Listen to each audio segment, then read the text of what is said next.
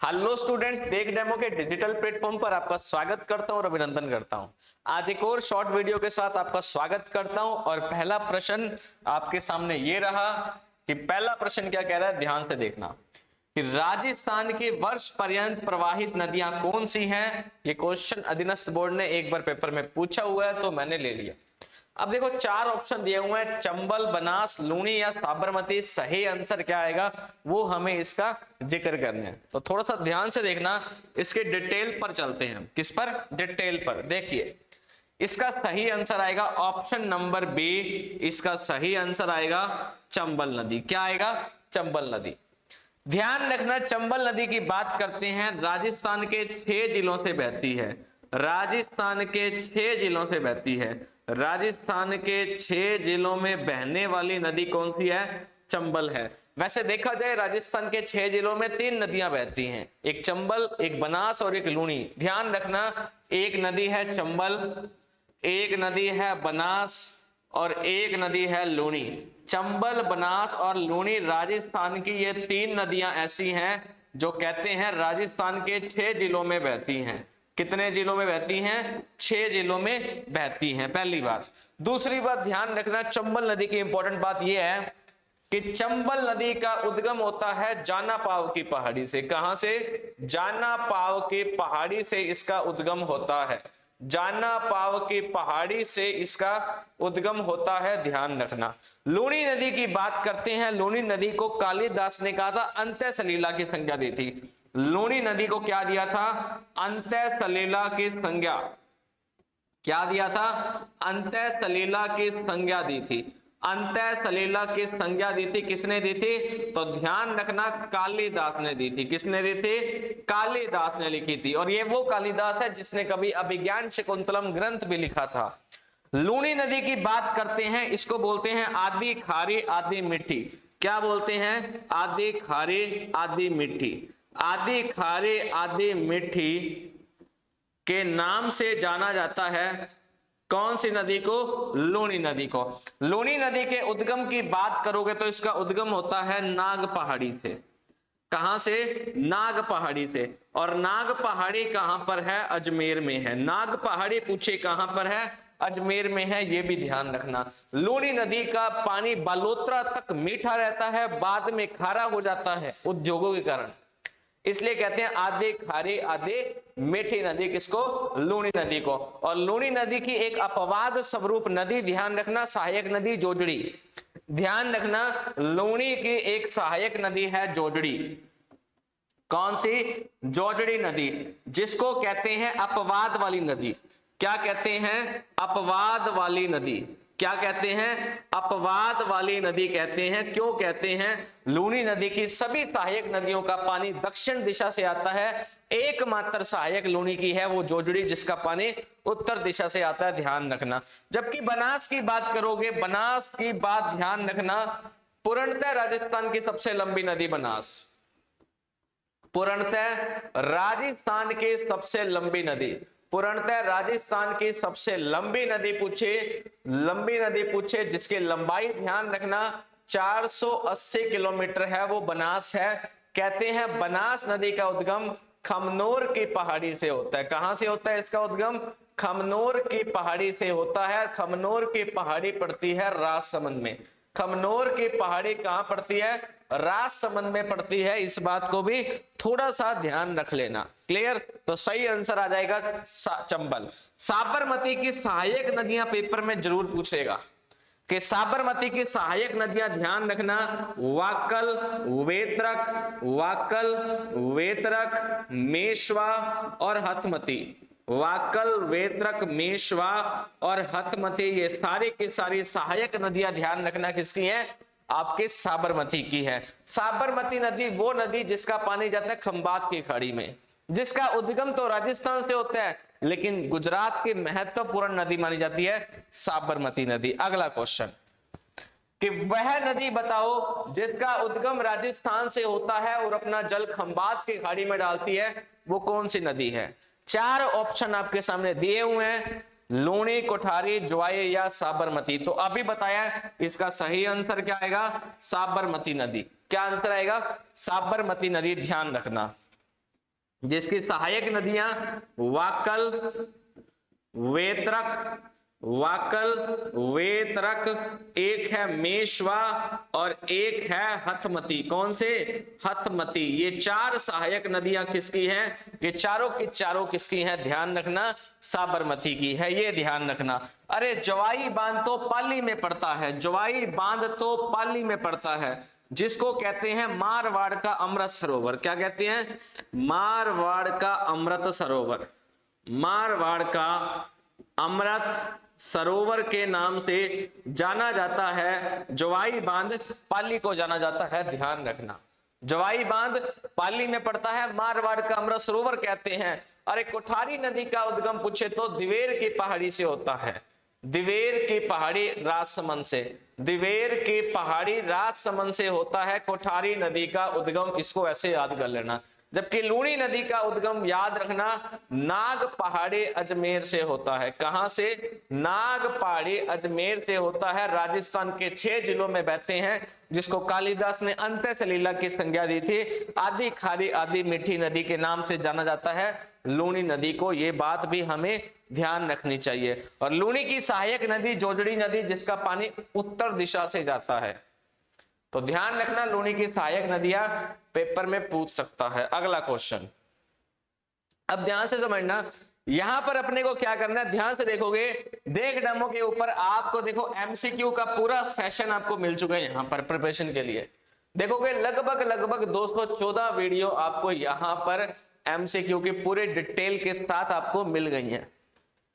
तो सेटे की तैयारी करने वालों के लिए एक अच्छी इंफॉर्मेशन यही है कि अगर आप ये 214 वीडियो देख लोगे ना अच्छे से, हालांकि अभी और भी आएंगे, तो आपका जो क्वेश्चन पेपर है ना, पैटर्न, वो बहुत शानदार होने वाला है। क्योंकि पूरे पैटर्न को हिसाब से ध्यान में रखते हुए वीडियो बनाई गई है, टॉपिक वाइज बनाई गई है। टॉपिक वाइज आपके टेस्ट की संख्या भी आप देख सकते हो 59, और यह भी और बढ़ने वाली है।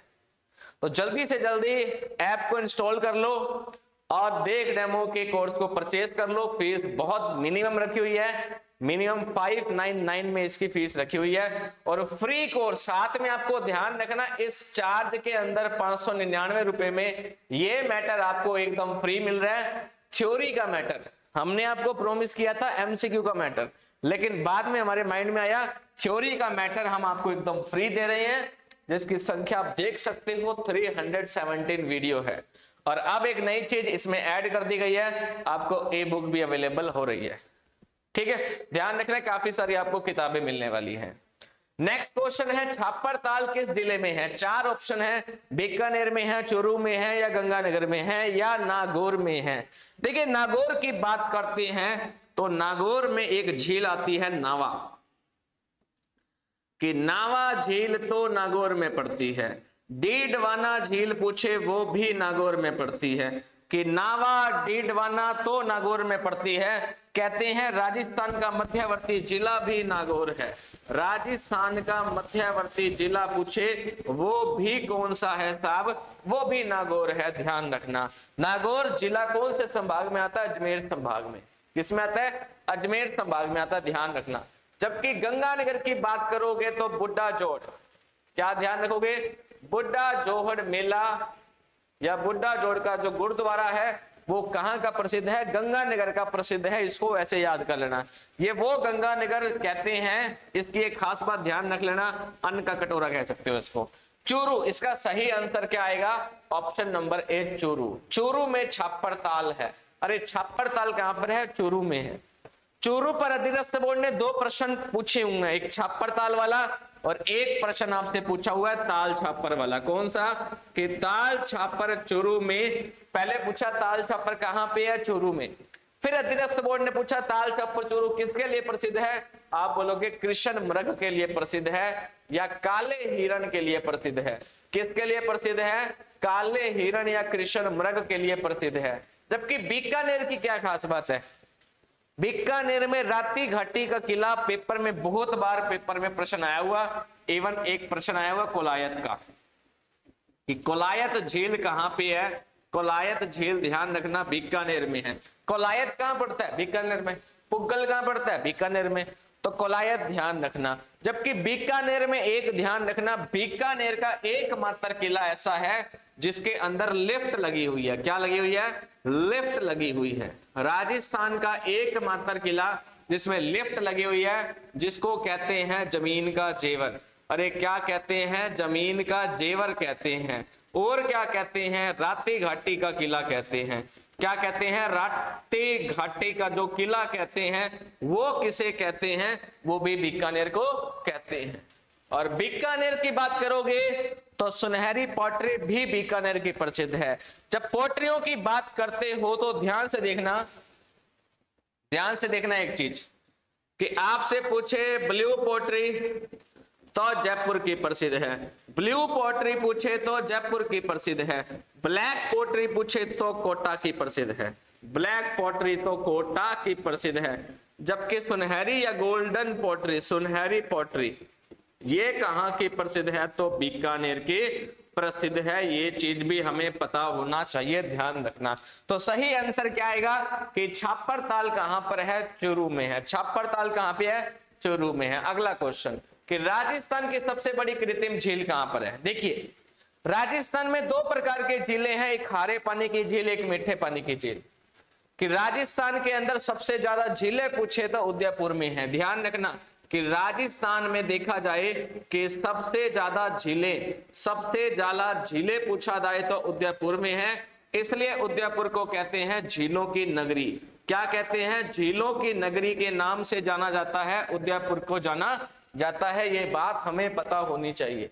राजस्थान की सबसे बड़ी झील पूछोगे तो जयसमंद आंसर लगाओगे। राजस्थान की सबसे बड़ी झील, राजस्थान की सबसे बड़ी झील कल को पूछे, सबसे बड़ी झील कल को पूछे तो आंसर लगा के आओगे जयसमंद झील। कौन सी? जयसमंद झील आंसर लगा के आओगे। कौन सी? जयसमंद झील। लेकिन राजस्थान के खारे पानी की सबसे बड़ी झील पूछे तो सांबर झील। और सांबर झील कहां पर है? जयपुर में है। ध्यान रखना कि राजस्थान के अंदर सबसे बड़ी, राजस्थान की सबसे बड़ी खारे पानी की झील पूछे कल को, खारे पानी की झील पूछे तो कौन सी है? सांबर झील है। कौन सी है? सांबर झील है। वैसे भारत की देखा जाए तो दूसरी सबसे बड़ी खारे पानी की झील सांबर है, लेकिन भारत की पहली पूछे तो चिल्का झील उड़ीसा में है। ध्यान रखना सांबर झील पर अधीनस्थ बोर्ड बार बार एक प्रश्न पूछता है कि सांबर झील में जल गिराने वाली नदियों के नाम बता दो। ये पेपर में बहुत बार प्रश्न आया हुआ है कि सांबर झील में जल गिराने वाली नदियां कौन सी हैं? तो नदियां ध्यान रखना मेंथा, रूपनगढ़, खारे, खंडेल, तुरतमती। मेंथा, रूपनगढ़, खारे, खंडेल, एक नदी है तुरतमती। कौन सी? तुरतमती। ये 5 नदियां ध्यान रखना सांबर झील में जल गिराती हैं। और अधीनस्थ बोर्ड ने जितनी बार ये प्रश्न पूछा, ये पूछा कि निम्नलिखित में से कौन सी नदी सांबर झील में जल नहीं गिराती है, तो आंसर आएगा। लेकिन प्रश्न क्या था? राजस्थान की सबसे बड़ी कृत्रिम झील कौन सी है? तो जयसमंद झील। कौन सी है? जयसमंद झील को। अरे जयसमंद झील को जैसे जलचरों के बस्ती कहते हैं। क्या कहते हैं? जैसे जलचरों के बस्ती भी कहते हैं। ध्यान रखना ये वो जयसमंद झील है जहां से 1950 में 2 नहरें निकाली गई थी, शामपुरा नहर। ध्यान रखना भैया कि 1950 में जो शामपुरा नहर निकाली गई थी, शामपुरा जो नहर निकाली गई थी वो यहीं से निकाली गई थी। ध्यान रखना जयसमंद झील को कहते हैं डेबर झील। अरे जयसमंद झील को किस नाम से जाना जाता है? डेबर झील के नाम से जाना जाता है। ध्यान रखना। जबकि कायलाना झील की बात करोगे तो कायलाना झील है जोधपुर में, जिसका पुनर्निर्माण प्रताप सिंह करवाएगा। पुनर्निर्माण कौन करवाएगा? पुनर्निर्माण पूछे तो प्रताप सिंह करवाएगा। पुनर्निर्माण ध्यान रखना भैया। कायलाना झील एक प्राकृतिक झील है। कहां पर है? जोधपुर में है। कैसी झील है? प्राकृतिक झील है। कैसी झील है? प्राकृतिक झील है, जिसका पुनर्निर्माण कौन करवाएगा? विनय सिंह करवाएगा। कौन करवाएगा? विनय सिंह करवाएगा। सॉरी, प्रताप सिंह करवाएगा। कौन करवाएगा? प्रताप सिंह करवाएगा। यहां पर प्रताप सिंह कर लेना। नक्की झील कहां पर है? नक्की झील है माउंट आबू सिरोही में। नक्की झील की बात आती है तो आंसर आता है माउंट आबू सिरोही में है। कहां पर है? सिरोही में है। ये वो झील है जिसका पानी सर्दियों में जम जाता है। ध्यान रखना भैया। राजसमंद झील जिस पर कभी नाम सुना होगा घेवर माता। घेवर माता कहाँ पे है? घेवर माता राजसमंद में है। रै से राजसमंद झील पर रै से राज प्रशस्ति लिखी हुई है। राज प्रशस्ति विश्व की सबसे बड़ी प्रशस्ति पूछे तो राज प्रशस्ति संस्कृत भाषा में लिखी हुई है। ये पेपर में प्रश्न पूछा हुआ है, तो ध्यान रखना कि राज प्रशस्ति कौन सी भाषा में लिखी हुई है? संस्कृत भाषा में लिखी हुई है। लिखने वाला कौन था? तो रणछोड़ भट्ट था। ये भी पेपर में पूछा हुआ है, रणछोड़ भट्ट था, ध्यान रखना। ना याद रहे तो रै से राजसमंद झील, रै से राज प्रशस्ति, रै से रणछोड़ भट्ट संस्कृत भाषा में लिखी हुई है। और राजसमंद राजस्थान का एकमात्र जिला जिसकी आकृति तिलक के समान है। राजसमंद जिसका जिला मुख्यालय राजसमंद ना होकर के राजनगर है, ये भी ध्यान रखना। तो सारे प्रश्न पेपर में पूछे हुए हैं जो मैंने आपको बता दिए। और चेता बैच की फीस सीईटी की मात्र कितनी है? 599। इससे कम फीस में आपको सारा का सारा कंटेंट, अभी आपको मैंने वीडियो की संख्या दिखाई थी, 599 में इतनी सारी वीडियो आपको मिल रही हैं, टॉपिक वाइज टेस्ट मिल रहे हैं, ई बुक आपको मिल रही है, तो इससे ज्यादा आपको मुनाफा क्या चाहिए? तो उम्मीद करता हूं जिसने अभी तक ऐप को इंस्टॉल नहीं किया, इस कोर्स को परचेज नहीं किया, तो जल्दी से इस कोर्स को परचेज कर लो, क्योंकि सीईटी का एग्जाम अब बहुत नजदीक आने वाला है। तो उम्मीद करता हूं आज का सेशन बढ़िया लगा होगा। Thank you so much, take care, God bless you, bye bye.